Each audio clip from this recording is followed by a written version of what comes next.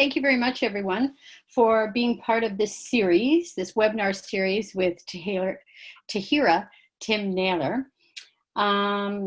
It's been very informative, and the audience participation has been really fantastic on two fronts.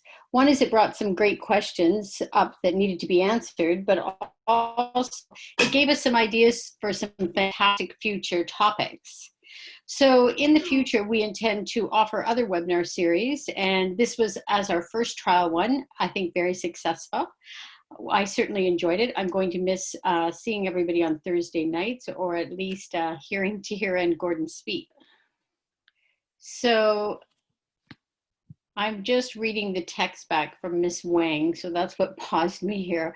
But without that, I'll straighten that out, and I'd like very much to introduce Tahirih, have her start her talk.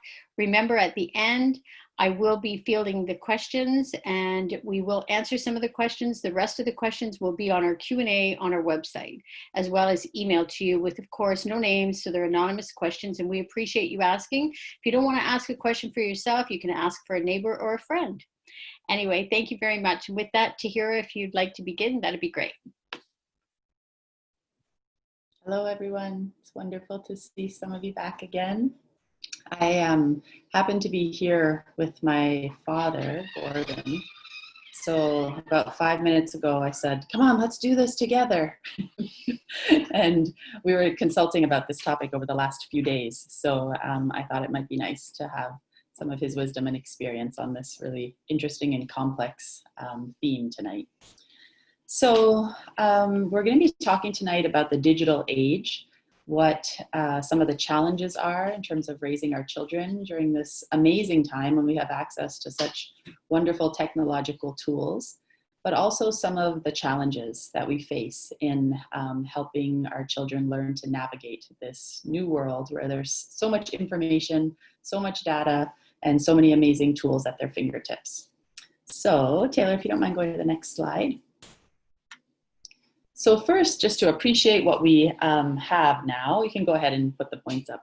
The first is, of course, we have access to information like never before. We've been up here at the cottage the last couple of days, and the girls were swimming and saw a snake.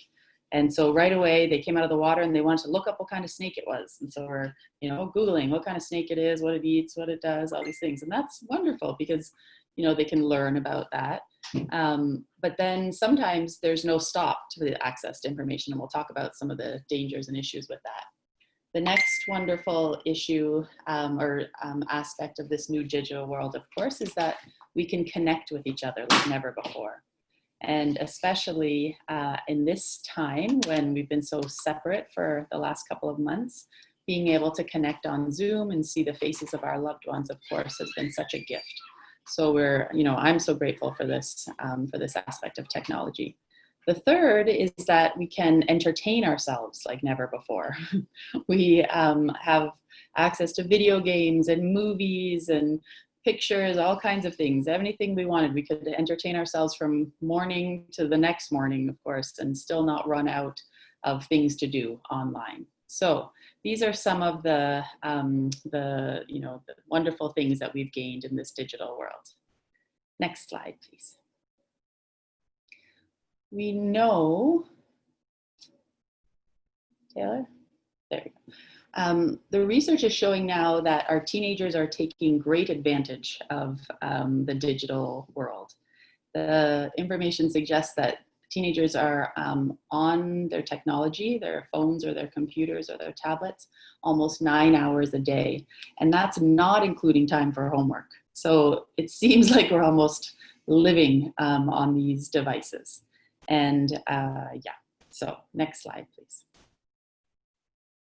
So some of the common risks that I think we're all aware of in terms of access to the digital world include exposure to harmful or inappropriate content, exposure to dangerous people that they might run into online, cyberbullying, which we know is a risk factor for depression and suicide, oversharing of personal information. So, kids and teens not being aware of who's looking at their Facebook page or their Instagram page and how they might be using that.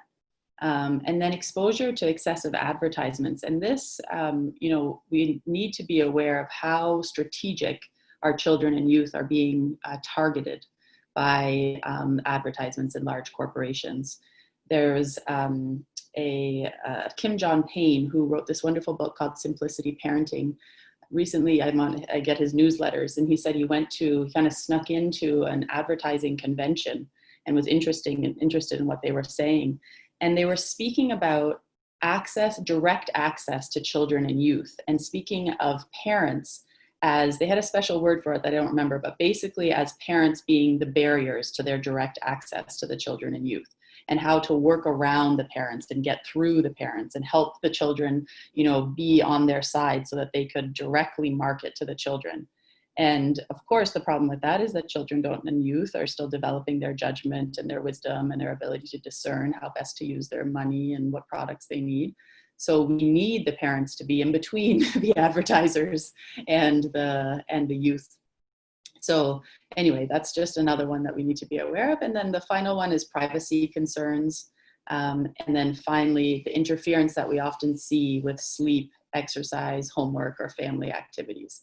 So we know, many of us, that we can kind of feel a distance when our kids are spending too much time on media.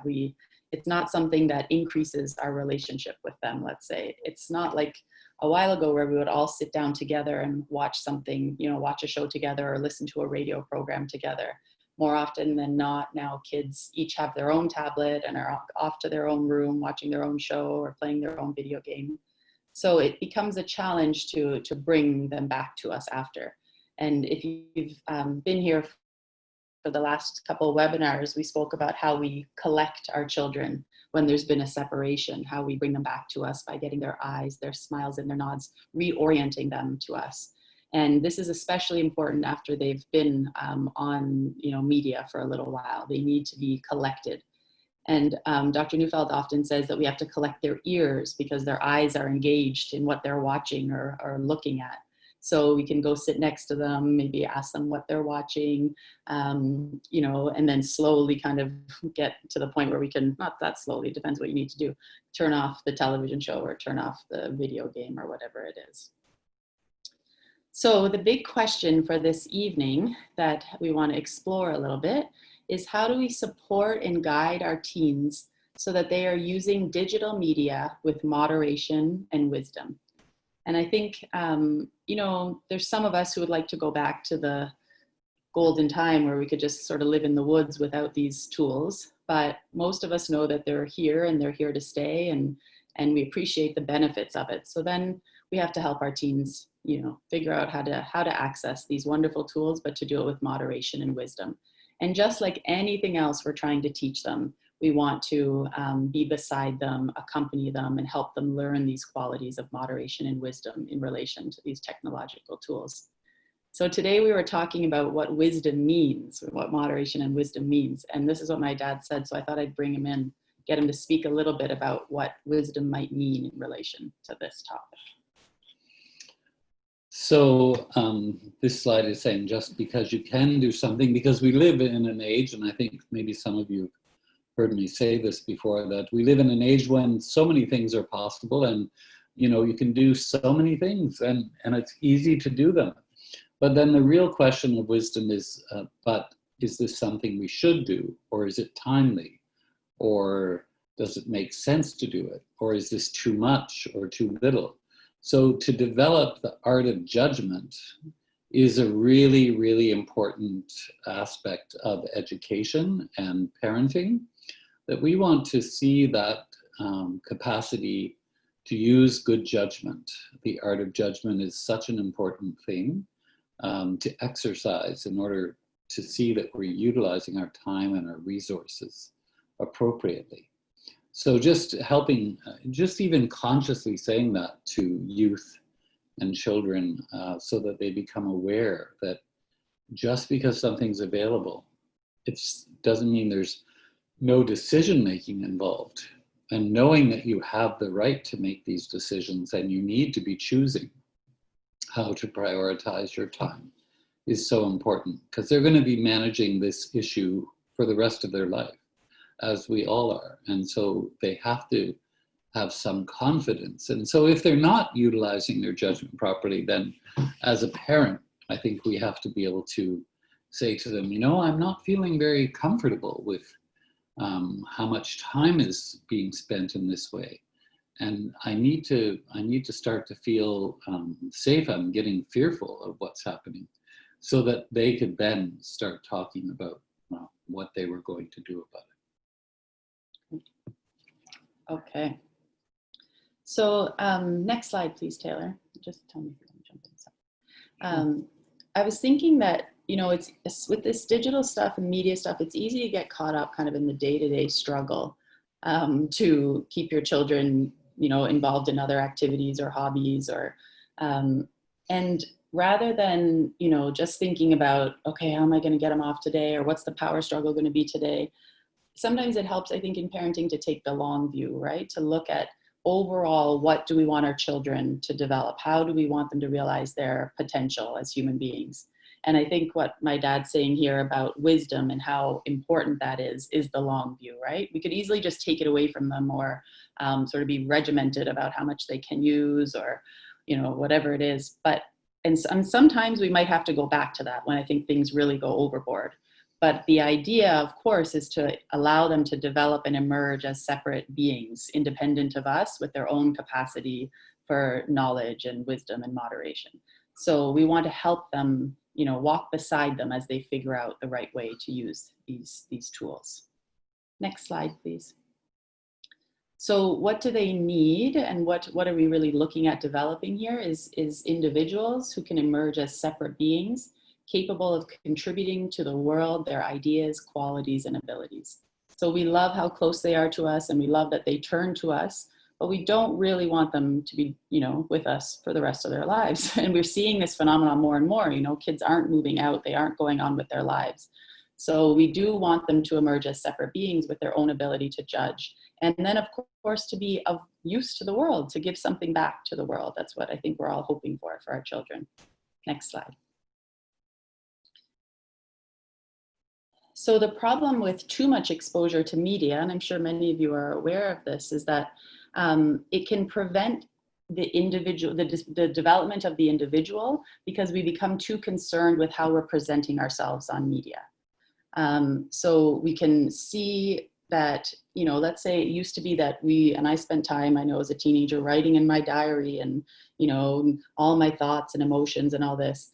And now kids are spending so much time on their Facebook page, you know, posting their pictures, making sure they look good in their pictures. What's the funniest thing they can say with this picture? What's the next article or post they want to do? And it can be creative in some ways. The problem is that often it's done for others' approval and doesn't allow for the individual to grow.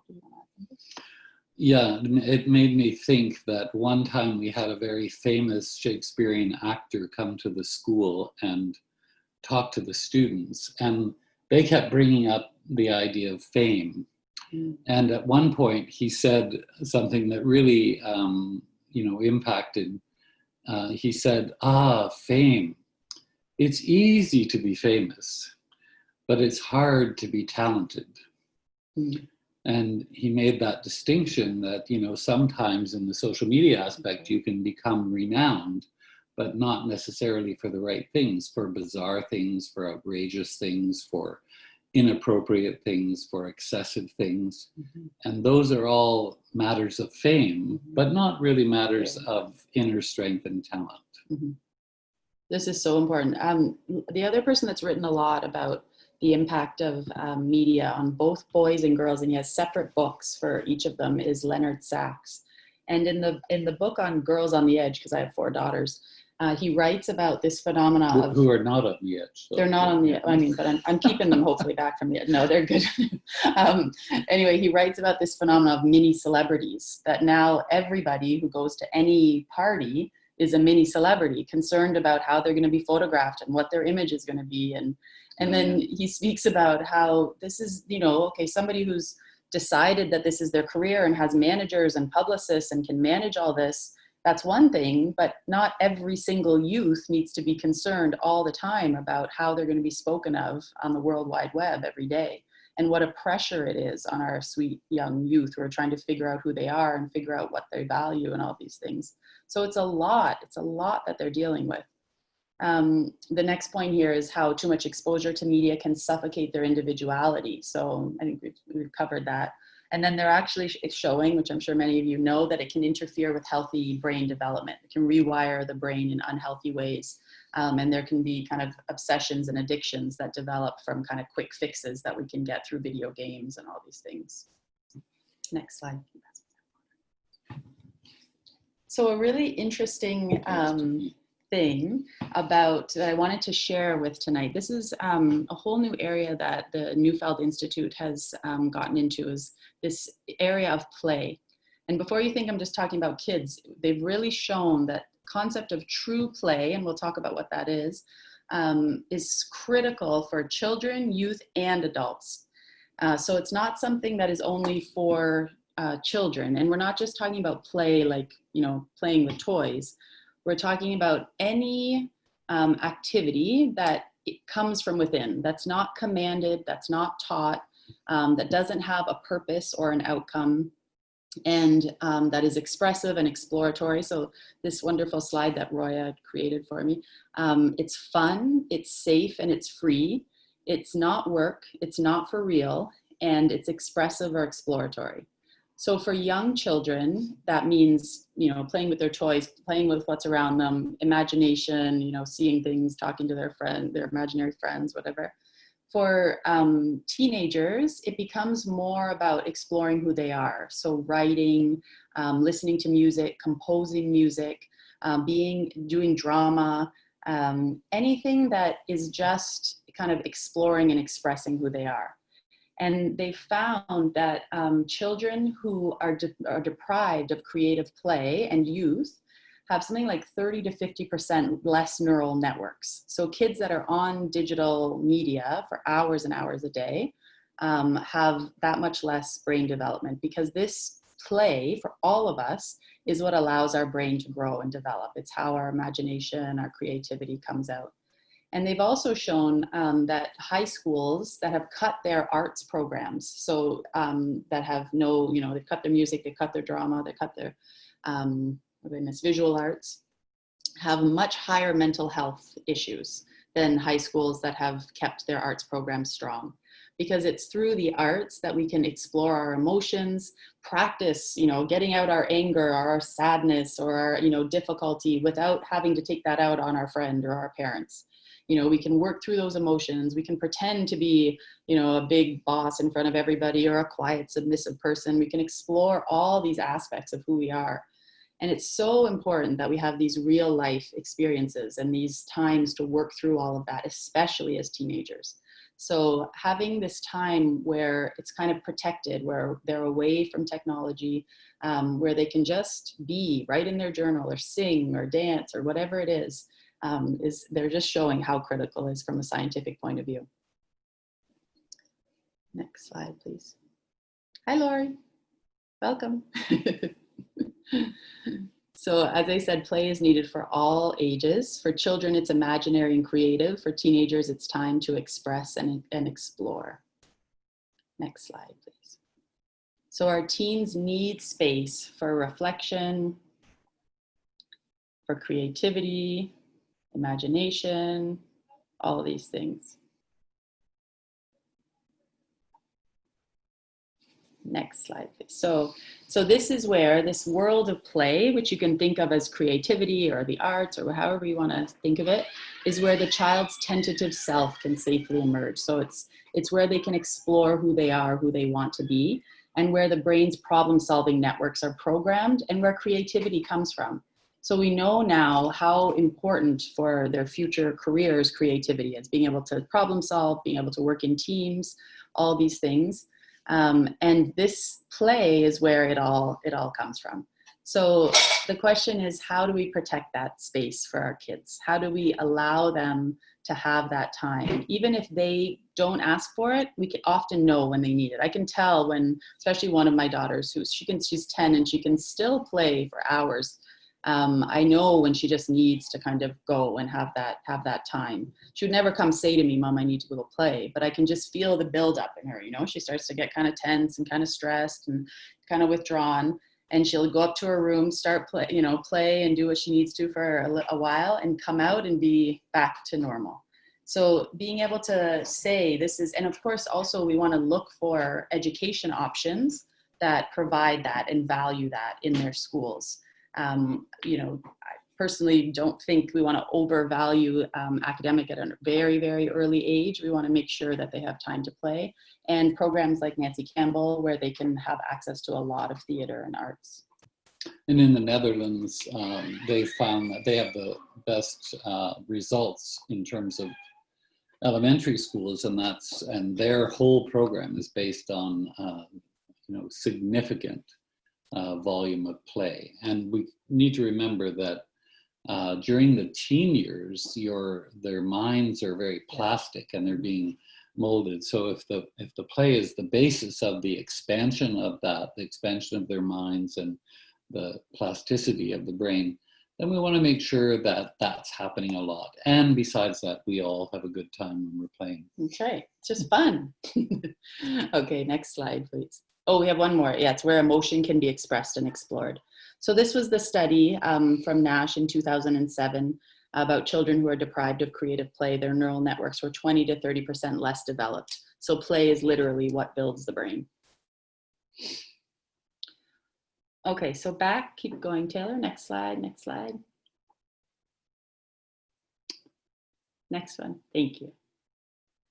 So back to our question again about what children need to realize their potential as human beings. Next slide, please. This one we won't get into too much because I think we covered it in the last 2 slides, but again, they need to be freed from their attachment hunger by adults who are assuming the responsibility for them. And this, sometimes I think we have the feeling when they're on their devices, like, okay, it's a break. It's like the ultimate babysitter, But more than ever, we need to make sure that they're filled up before they go on to these, especially onto social media, onto, whatever else they're doing. Because otherwise they can be sucked into their peers and sucked into whatever's happening on there, rather than being filled up and guided by their parents. So we spoke about how attachment unfolds in the first session, and we can go back to that if we're feeling like we need to collect our kids or bring them back to us. And remember that it's an ongoing process every day of making sure that they feel connected, making sure they feel nourished through our love and care for them.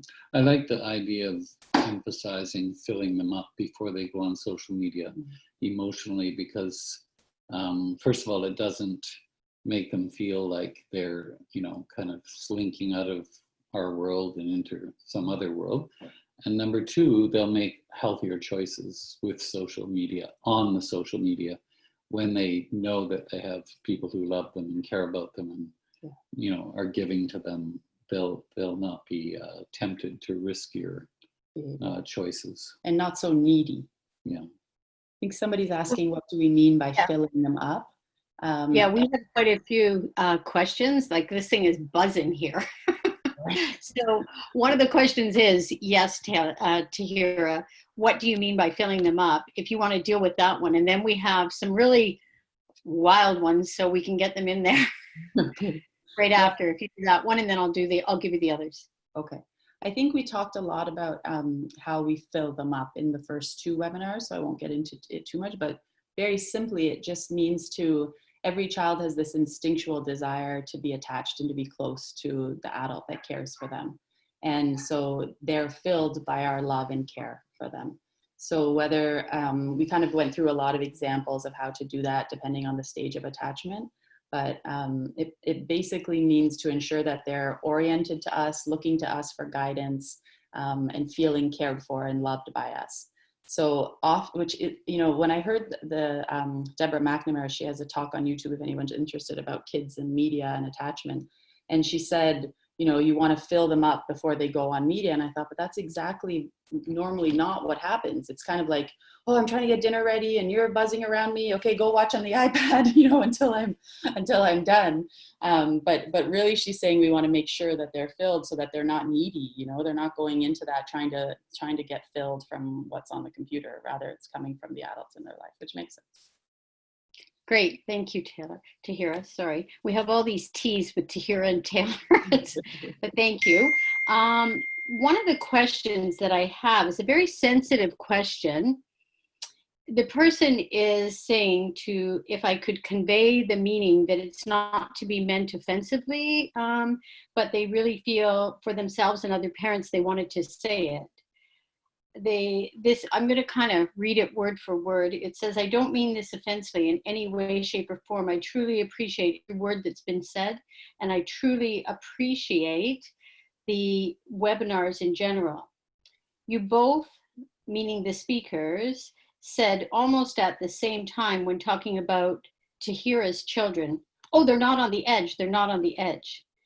As a parent, I've worked very hard, probably as hard as you or most parents, and my child is on the edge. When you both jump so quickly to excuse your children from being on the edge, it makes parents like me, even though we've worked really, really hard, feel like maybe we missed the mark or maybe we failed.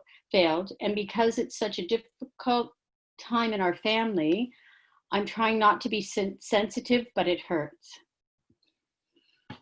Well, I'm glad you said that, because it wasn't certainly any intention. I need to take responsibility for that, because I said they're not on the edge. I have had children on the edge of my own.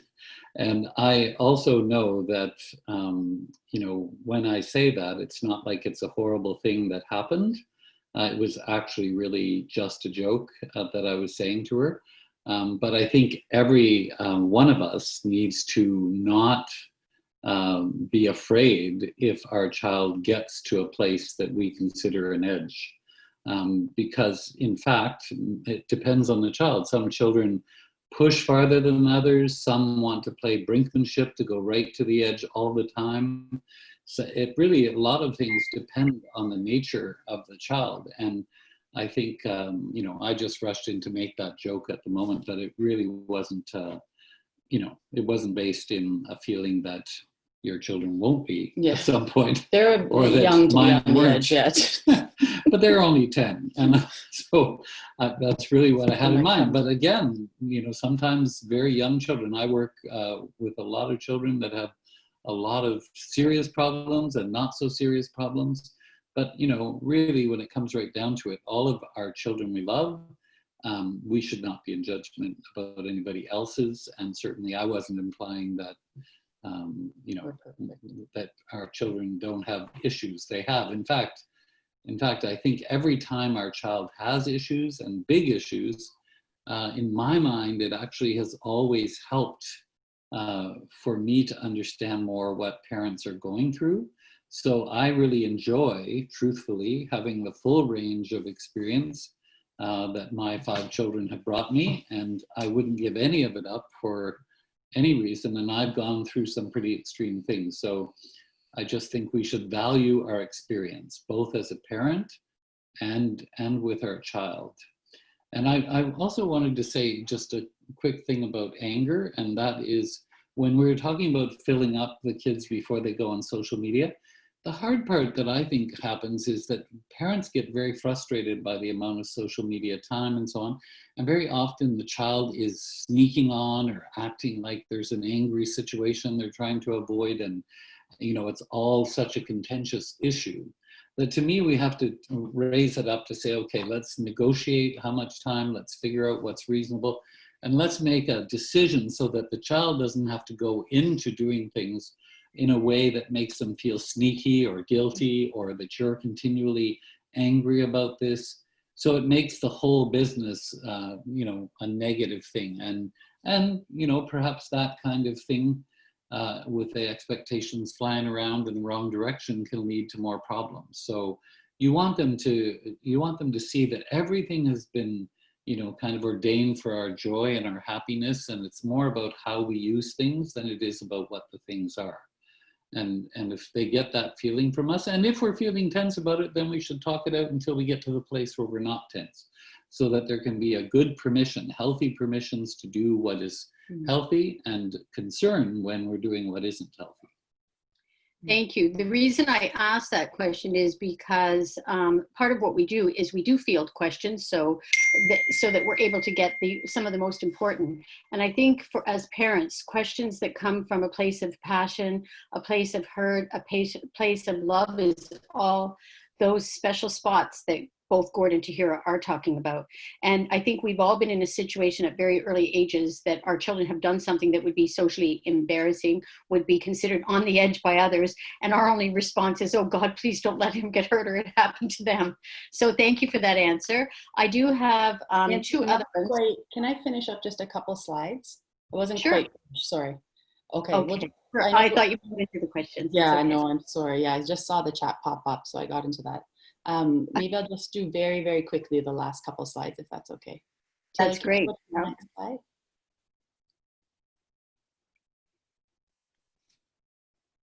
Okay, I think we covered that. We can go to the next one. Next one. What I want to get to is this, to be honest, the reason I actually chose this topic for the final webinar is because it is one that I really struggle with. So we've been having lots of tough conversations about this, because I'm the one that just wants to throw all the media in the water and, and go hide in the woods with my kids, and trying to figure out how to work with them in a way that appreciates what digital media offers, but also ensures that they're protected from the bad aspects of it is my struggle. And we were talking about how important education is for ourselves and for our teens. Next slide.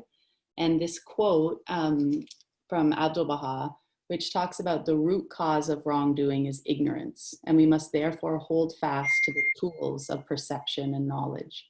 So when, there's nothing in any religion that is against technology. I mean, there's some religions that are, but not, in most. We have to see it as an advance, and we have to educate ourselves about how to properly use them. And then we need to walk beside our kids as we figure out what's reasonable and what's the best ways to be engaged in it.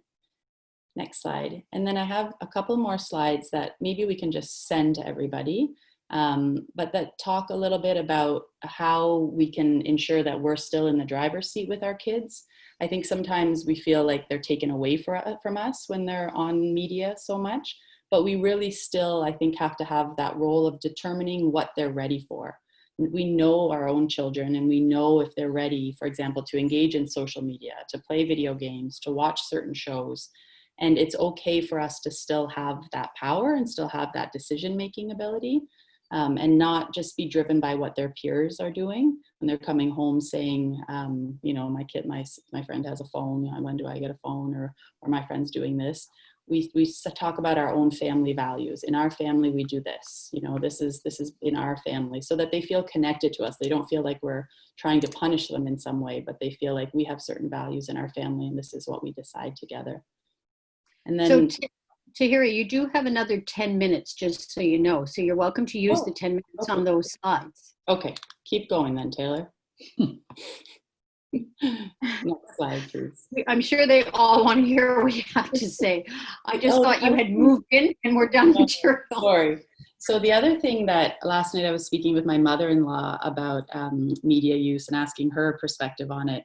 And she said, the other thing is really to ask what else they like to do. And I thought it was so sweet, because she was saying, sometimes they don't know what else they want to do. And if we can encourage, maybe they want to learn how to play the guitar, or maybe they want to do some watercolor painting, but maybe they're a kid that doesn't like lessons, so we have to sit with them and spend some time doing some other things, making sure that they have access to the materials they might need to explore other hobbies and other interests, to really support them.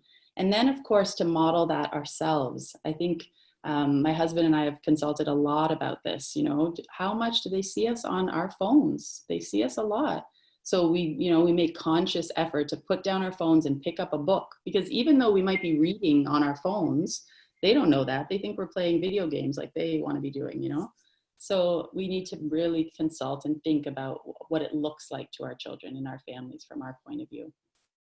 And then the third point was, I think we talked about this a little bit, just back one, Taylor, about consulting with our teens, as we mentioned, having faith in them, talking to them, listening to them, asking them what's coming up for them and what they're seeing online. You know, what questions do they have? What are they interested in? And then so that they feel that they can come to you with some of their questions and issues. And make a reasonable plan for media use that you both agree on. You know, I think there's an age and a stage for everything. And when we're looking at kids up to 6 and 7, then we're kind of more in the governor role of, okay, this is, you know, this is how much you get, this is what you have access to. Then between 7 and 12, we want to be consulting with them, but still kind of making the ultimate decision. And by the time they're teenagers, if we really worked, I think, to develop that wisdom, then we really should be able to be consulting closely with them. We're still very much beside them, but we want them to be able to make some of these decisions, because very soon they'll be out of the house and access to it all on their own. Next slide. So the last one is looking at rituals and rules to safeguard healthy attachment and to protect from premature exposure. You can bring up the points too, Taylor, if you don't mind. So when something's just part of a pattern of our family, it becomes easier to keep it in place. You know we put away phones for dinner every night. We know that we have family game night where, you know, nobody has their phones out. We have the family parties once every couple of weeks that we all get together, and, you know, we're not just watching television during that time, we're talking with each other. One of the issues that came up when I was looking at this topic of media so much is the lack of intergenerational interaction. So, you know, rather than kids are just interacting with peers their own age and are not speaking to their grandparents as much or to hanging out with younger kids as much. And we want to make sure that we have that range of exposure, because in real life, you're interacting with people of all ages, right? So we want to encourage that and encourage times and spaces where they have that interaction with all different ages and have attachments and relationships with people of all different ages. Next slide, please.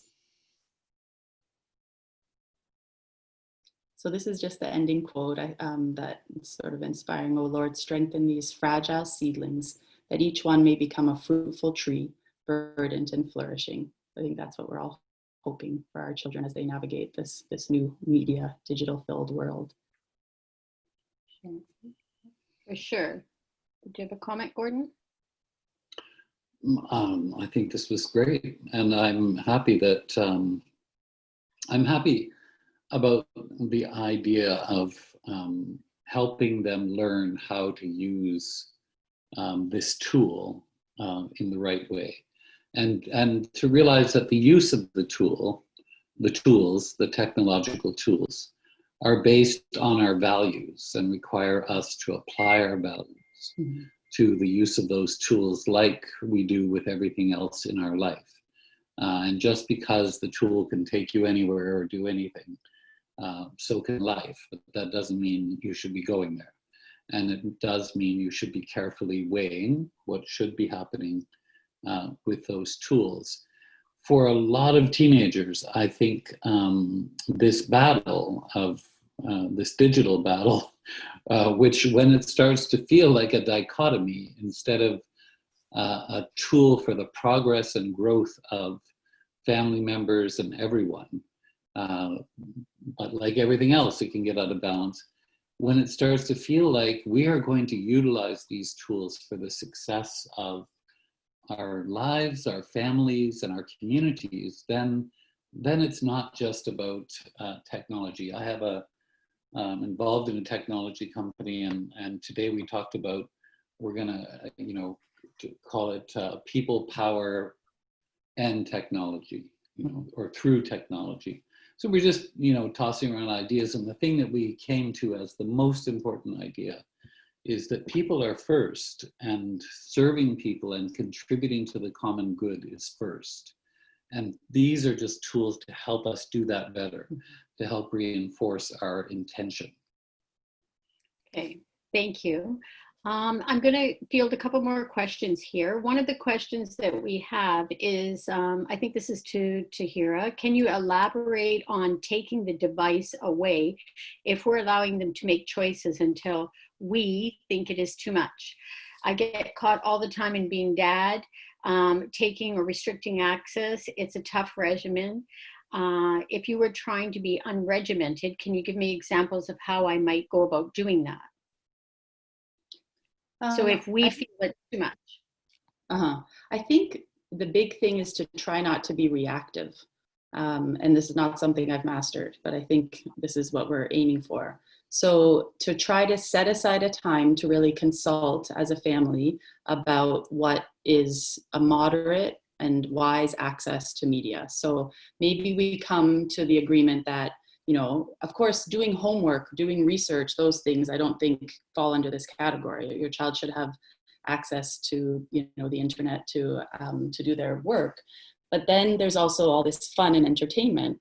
And I think we need to consult about how much is reasonable, you know, like let's make a plan. Let's sit down on a Sunday night. We used to have family consultations on Sunday evenings about whatever was going on. And we could bring whatever we wanted to the agenda. So then, you know, we could say, our kids, we want to go to Disney World, and the parents had the ultimate decision, but at least we could bring it up. So if we can sit down, consult with our team about how much they've been using, whether we're feeling like it's a little much, explain why you're feeling like it's too much. You know, what are the outcomes? Explain what the problem is. You don't feel like they're spending enough time with you. You feel like they're, you know, not contributing to the family in terms of chores, or you're concerned that they're not finishing their homework or their grades are slipping. Like, share that, you know, like let's have the conversation. And if it's not clear to you, then maybe that takes some reflection and time. You know, I know one thing I was struggling with my 10-year-olds is I just felt like they were growing up too fast. Like the media was sort of taking them into this adult world, and I wasn't a part of that.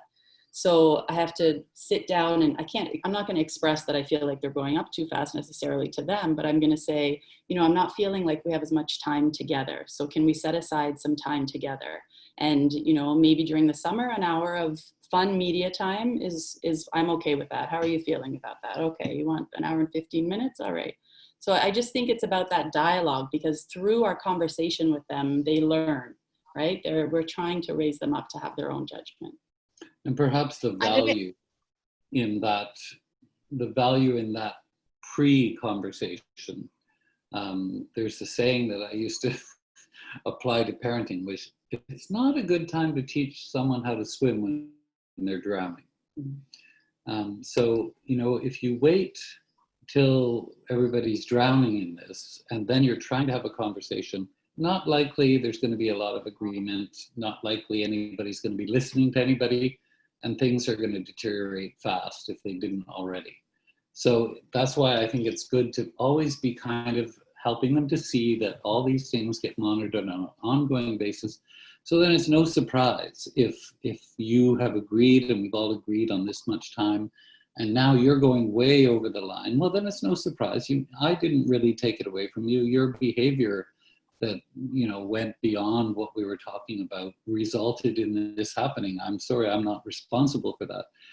Actually, you are, because you're the one that's, you know, not keeping up with your agreements. We can talk about things again, but you can't just change them and do whatever you like whenever you feel like. And those kinds of limits also protect the attachment relationship, because it's not you punishing the child, which can kind of have a damaging separation effect between you and the kid. It's the rule that you agreed to together. So, you know, I'm so sorry. I know that's really hard on you, but that's what we agreed to. So we're going to try to stick to what our agreement was. So it's not about you being heavy-handed. It's about just living up to what you decided was best after you consulted. So I think you've answered one of the other questions. I just will mention it because it came up 3 times. How do you teach your children time management and moderation when you struggle with it yourself? And I think you've already mentioned that, yes, you do. So we can probably let that one go into the Q&A written form. Then the other one is 9 hours. You mentioned the average child can be on for as much as 9 hours. I knew this. I don't think that's healthy. I think that's just what the average teenager now is doing. That's what he said. Okay. it. But his question is, but aside from the time that you listed as being like such a long time, I feel it's mind numbing, and they are my children. I have the experience that my children are simply more rude when they come off of social media. Then another person also write, it's very hard to collect them, as you say, because my son uses a nasty tone and is very rude when I try to collect him. So this is obviously I'm reading off of 7 or 8 questions, and there seems to be a rude thing happening. You might want to. Oh, I think this is a really interesting phenomenon. In fact, when our twins were little, and like, let's say they were 2 and they would watch one show, their behavior was so bad after even that 20-minute show that we didn't let them watch any television at all. Then I had another child who could watch a show or 2 and kind of came off okay. But if I let it go too long, then she comes off exactly like that. The separation becomes too much, right? So if we're looking at it in terms of the relationship, they're becoming too oriented to whatever's going on the screen, and they're not oriented enough to us. So then when we come in and say, okay, you got to turn off the show and I need you to come help me with the dishes, or even let's go outside and throw a baseball around, even something fun, they're like, stop bugging me, go away. I'm more oriented to what's happening on the screen. So I think if they're coming off of it rude, then to me, I'm not an expert on this, but to me, that's a sign that it's been too long away from you and too long engaged in that digital world. So then we just know, okay, the next day we scale it back a little bit. Or sometimes we also have to do dramatic things and take them camping for 5 days and get them off of it. Like we're really feeling like it's such a big problem. Like we can take that role and we can just say, or my parents used to break the television. It just wouldn't work for a while, and somehow the handyman never came. So we turn off the internet sometimes at our house for a couple days and just take a break from it. I think sometimes we can do that. Yeah, I think we have to try our best to manage it in a way that even, like honestly, if I were to be clear, if I watch a bunch of TV, my attitude at the end of that TV is actually not exactly what, I might be dismissive. I might not want to go and get somebody a coffee or do something nice. So I think it's actually an effective media in a way. But again, that's a teaching moment, because for me, like with my grandchildren, if we do something the night before, then I'll say to them, the next day when your mother's asking you to do stuff, if you're all whiny and cranky because you were out with me, this is not going to go well after that. So you need to pick up your game and be ready to be positive when your mom talks to you and when your dad talks to you, or we're not going to be able to have, the times we do. You have to manage your state, and teaching children to manage their state is really important as well. And they have to make sometimes superhuman efforts to do that. They might be tired, but no, you can't talk like that. Sorry, it's not going to work. You got to manage your state. Okay, thank you. We're out of time, but I want to mention that Tahirih will put questions and answers, as will Mr. Naylor, and some of them maybe they'll answer in joint for us as well. Tahirih, I have a number of people asking, which maybe we can put that in our question and answer as well, if you do counseling and if you do any other kind of one-on-one or parent seminars. So we'll let you answer that later. If you like, we can send it out in our Gmail, in our email rather. And I just wanted to close by, on behalf of Gordon, Tahirih, and I wanted to give a special thank you to our audience. If it were not for you, we would not be here for sure. And thank you for joining us and adding yet one more Zoom meeting to your busy Zoom schedules, I'm sure. In addition, we want to say thank you very much to Roya and to Taylor. Roya for the beautiful slides and backing up Mr. Naylor. Taylor for mungling through this technical difficulties that Gord, Tahirih, and I sometimes face, since we are from a different generation. But we loved it very much. Thank you again to everybody, and we look forward to our next webinars that will be maybe in the fall, or there may be a few special ones over the summer, but we will be in touch.